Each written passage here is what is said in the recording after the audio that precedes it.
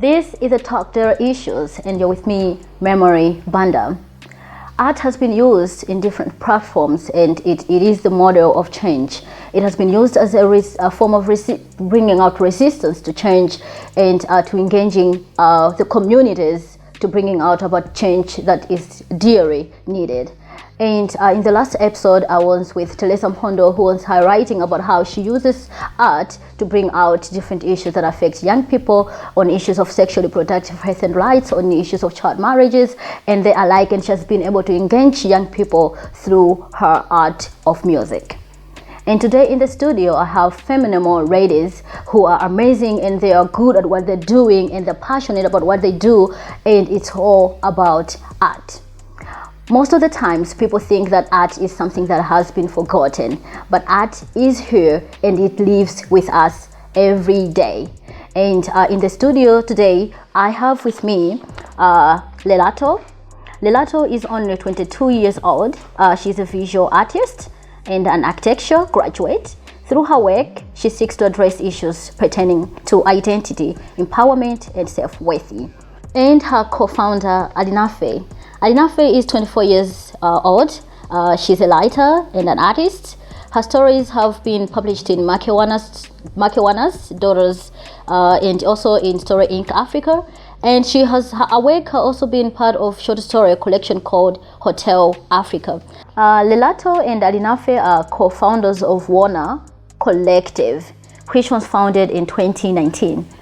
Warner is an art collective which uses the creative arts to shed more light on the lived experiences of Malawians, with a special emphasis on women and marginalized groups.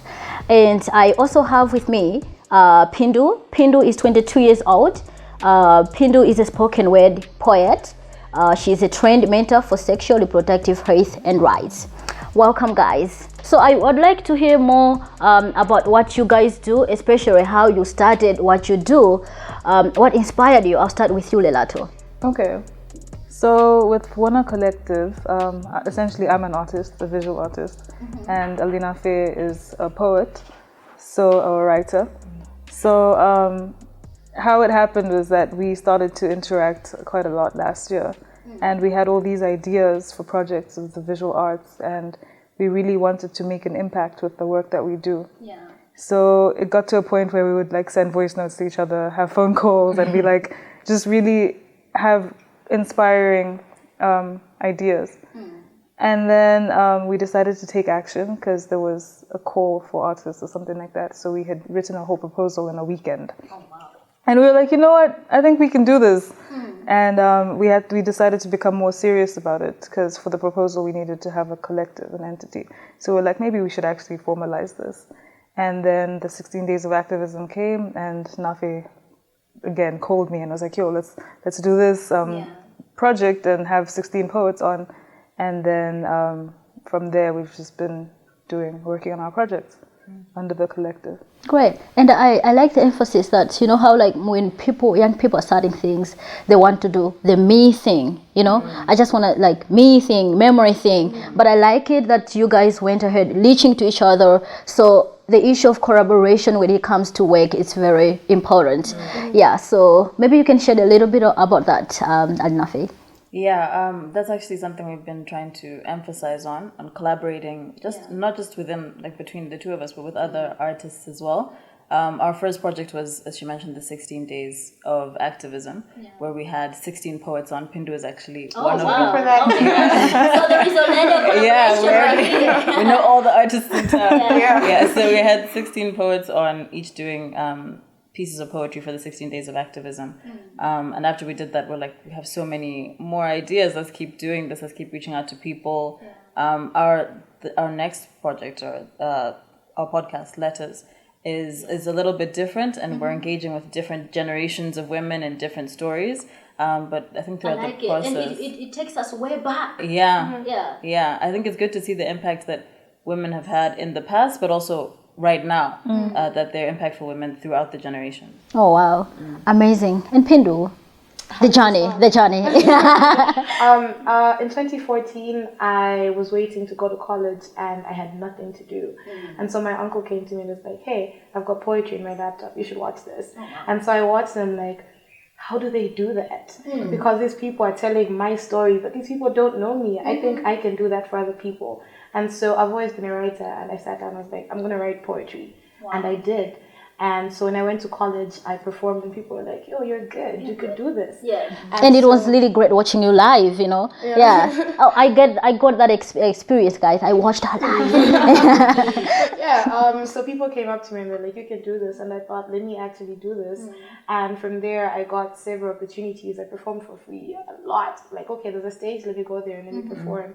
And bit by bit, it became a thing. And now I can probably say I'm a poet. Which is really amazing. And getting back to you, Pindu, your work really has been very much inspiring in terms of how you have, like I said, you know how you hear poetry and it's like it's speaking to you. How do you relate that with what you do? Using poetry, reaching out to other vulnerable groups of young people, like, you know, it brings healing and all that. How do you separate that? So my mother is, she was a social worker before and now she's in project management. And so she used to work at Sadek refugee camp. And so I spent a lot of time hearing her tell stories about the women in the camp and how there's no one that's actually doing anything about the situations and all these stories that no one's talking about. And so I always thought, if someone could tell those stories, that would be great. But then how do you tell someone else's story? I mean, I can't really relate. Yeah. But if I could put myself in their shoes and try to tell that story from their point of view, then maybe I could actually do something. And so I figured there's so many unheard stories. There's so many people who are sitting and thinking, I just want someone to hear me. Yeah. And so most of the poetry that I do write is about women, especially women breaking boundaries, women finding themselves, because I thought if I could speak for someone that can't speak for themselves, then that would be something really amazing. Yeah, pretty much. And it's so great, you know how like when it comes to art, when you hear and then you relate and then it brings that voices of change and then it actually helps you to think otherwise, oh, maybe I can start speaking out too. So it's more of like you bring out the voice and it's a chain of like, you create a chain where you bring out your voice and then you make somebody voice out as well. And Alinafe, you talked a little bit about your podcast and the letters. Can you tell us more about your project? What impact is it bringing? So Letters it's a podcast. But we've also made visual animations, so it's kind of multimedia. So each letter is basically written by a different Malawian woman who has a story to tell. And we don't want to limit what kind of stories and what kind of women because there's so many ways you can be impactful. So we have an episode on Rose Chwambo, but we also have an episode on Hazel Mack. Women in Malawi who have made different impacts in their own ways. So they've each written a letter to a different thing. Hazel wrote a letter to her music. And we had and I saw that, and then I like the way how somebody had to comment on your tweet, and then she had to go like, I like the way how you have put it, not the first female, but the first Malawian. Yeah. Because I think she was the first Malawian to win an Afrima award. Yeah. So I like that as well. She breaks boundaries, and she's very like loud and she's very open, and that's what we liked about her. And we like the diversity in the women that we've chosen as well, because we want women of different generations, women of different industries, women of different demeanors, just to show the diversity of Malawian women.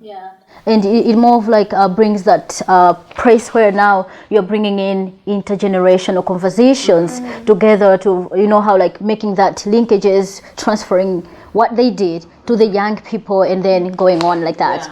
Yeah, okay, great. So we have discussed a little bit of the thing that we wanted from this first part. And right now we are really going to take a short break and then we'll be back. And when we get back, we'll talk more about how their work brings impact on the young people and how they can actually inspire more young people.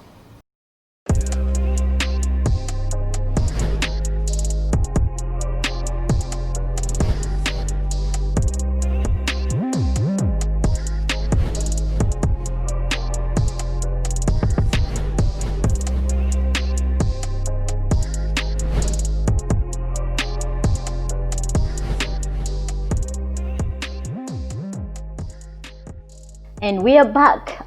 Before we went to the break, we have been discussing about the impact of the work that our guests today are doing. And right now we'll go a little bit into the way how I want to hear more from you guys about your work and how you relate that with other young people. I want to know how maybe your skills, what you do, can be transferred to other people and how you can work with other young people. And I'll start with you, Pindu. Your work.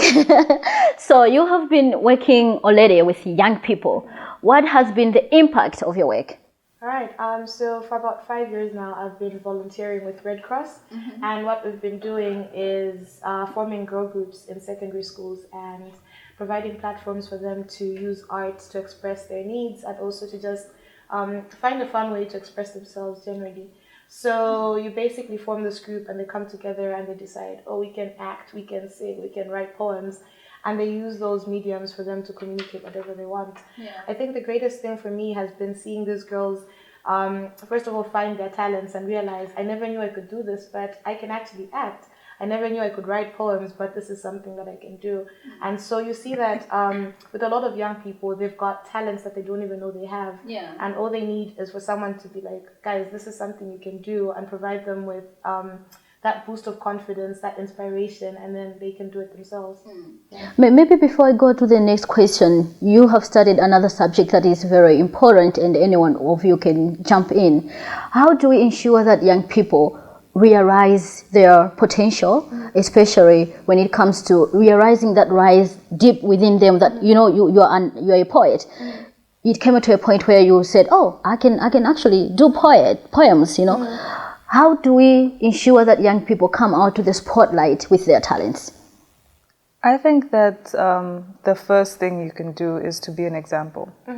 And we actually talked about this in one of our episodes for our podcast, is that before trying to be an inspiration, just be yourself. And I think in us being whatever, poet, artist, writer, I think that with the work that we put out, other young people will feel like, okay, so Lerato has done this, she's gone to school, or this is the path that she's taken, and she's able to do that, so therefore I can do it too. Yeah. And I think we have a lot of men in the creative industry, so I think that boys have a lot of inspiration, they have role models to look up to.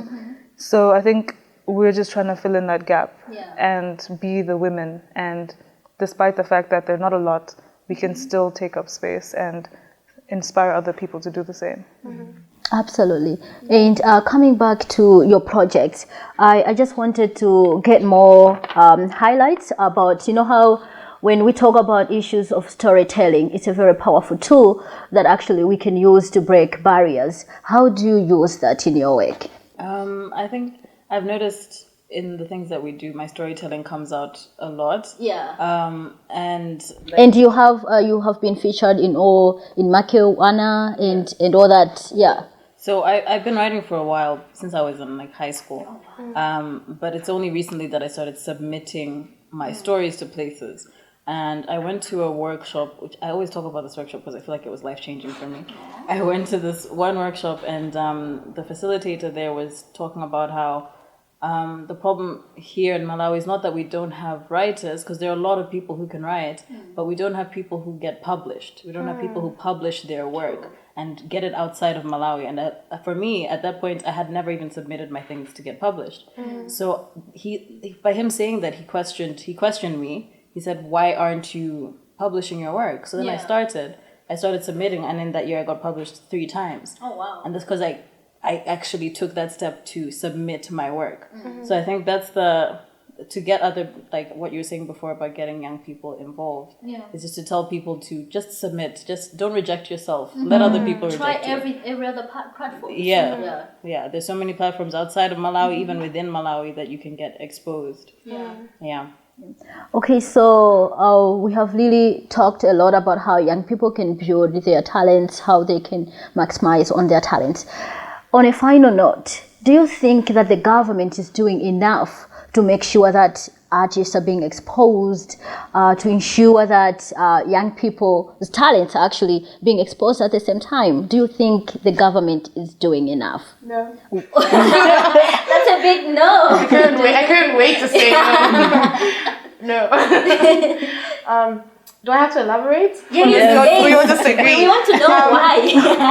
I just, it's so clear that the government does not support artists as much as it should. Because we don't really have platforms that say, okay, as an artist you can do this. We don't have boards that support art. We don't have any actual organizations that are working for writers, for artists.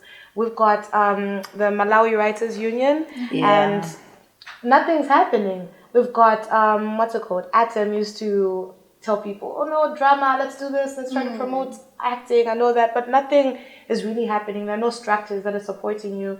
There's no one saying, okay, as an artist, these are your rights, and this is how you can get your work out there. There's no, you get what I'm saying? There's no structure, there's no actual support. As an artist, you have to make sure you survive and that you get your work out there. And you bring yourself on the... You have to push for yourself. It's very much like an informal sector, in my opinion. Like, I think it needs to be formalized. Even when you look at the different ministries, arts, you look at the list and you're wondering where do we fit in? And like she was saying, you don't really know our rights and everything. So it gets to a point where you feel like you're alone, and you start to try and support yourself with your small communities. So there's just several different small art creative communities, and several things can be put into structure as something that supports all these people, instead of people trying to do things by themselves. And I think one of the things that's also stopping a lot of people from pursuing the arts, especially as a career, is because a lot of people don't know how to monetize it. So how, yes, I'm an artist, yes, I'm a writer, but how am I going to make money now? And I think now what ends up happening is we all know each other. It's a very small community of artists. And it's hard for us to break out. There's so much more Malawi, so much more artists out there who are struggling to get exposure, and we need structures in place to help them. Like, what about the artists in the rural areas? What about the artists outside of urban Lilongwe? There's so much more out there that needs to be exposed. We need to go beyond just, okay, I'll put out a poem and you share it on WhatsApp and then that's it. Actually, I was about to ask, how is social media or just technology helping in building up the artist community? I mean, if you just want to be seen and to be heard, you could definitely use social media and just put yourself out there. But like Nafe said, with monetizing your craft, it doesn't really help, because one person might purchase your album or your work, and then after that, it's left to everyone. I feel like that's another thing we need to work on also as a community, to say, how do we use social media? How do we support each other and make sure that no one's being taken advantage of, and that no one's work is just, floating out there. I think, if anything, if the government is to... So I think if they're to make an intervention in the creative industry, they should really look at how art can be online. And I think this probably should work for a lot of the industries, because Malawi, I think I saw a statistic where the internet is very expensive, one of the most expensive in the world. It is. In Malawi, and also access to internet is like 14% of the whole country.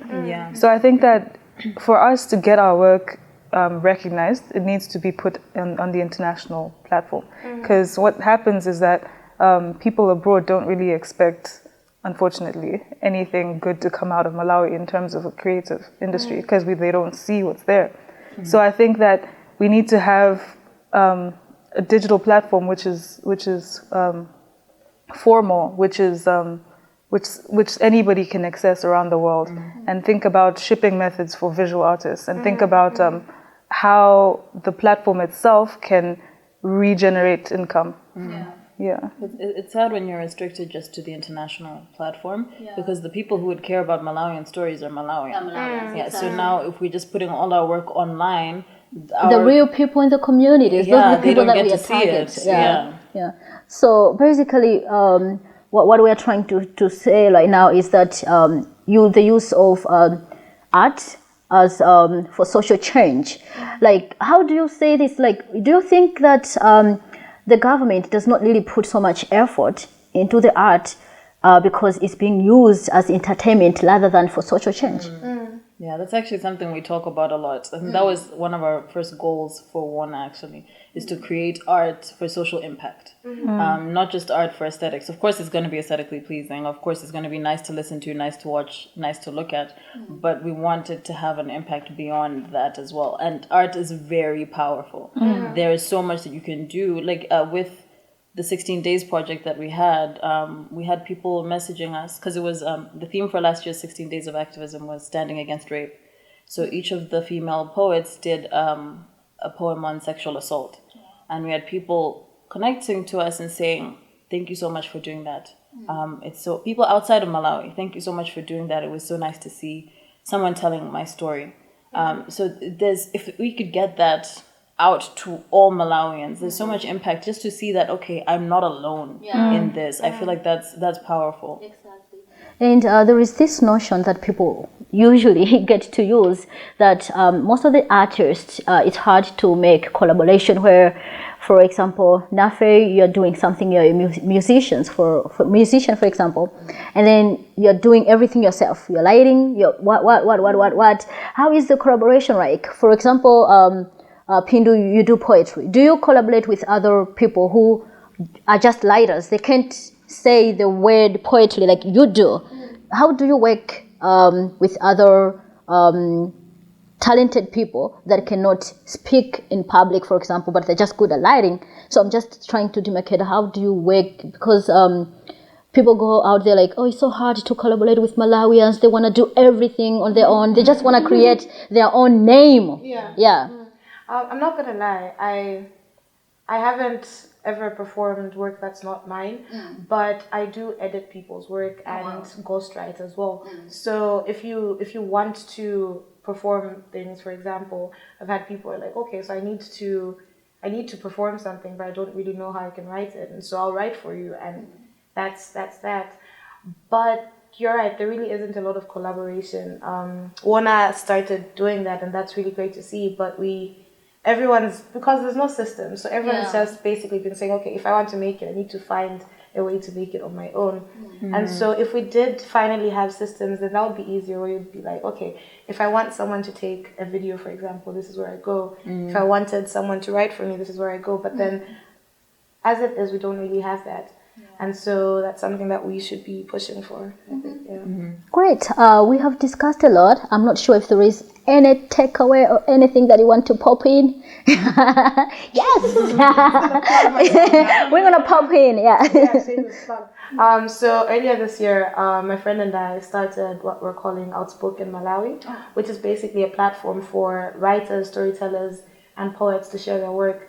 Because I learned from my time in college that having a community of like-minded people critiquing your work, listening to you, really helps you to grow as an artist, especially as a poet. And so what we're doing with Outspoken is providing a platform where you can come through, recite your poetry, tell your stories, and then these people who basically have the same interest and do the same thing give you feedback and tell you, okay, so this is how you can improve on your work. We have workshops, and you just build each other up. And so, yeah, that's what we're trying to do. Shook the table a little bit. We're shaking tables. We're shaking tables. Yeah, so that's what we're trying to do with Outspoken Malawi. And going forward, we want to mentor students in schools as well, so that they can also build on their talents. Amazing. Great. That's it, guys. We have discussed quite a lot of things, and this is something that we keep on building on. It's a very broad topic. So today you have been with me, Memory Banda. Until next time.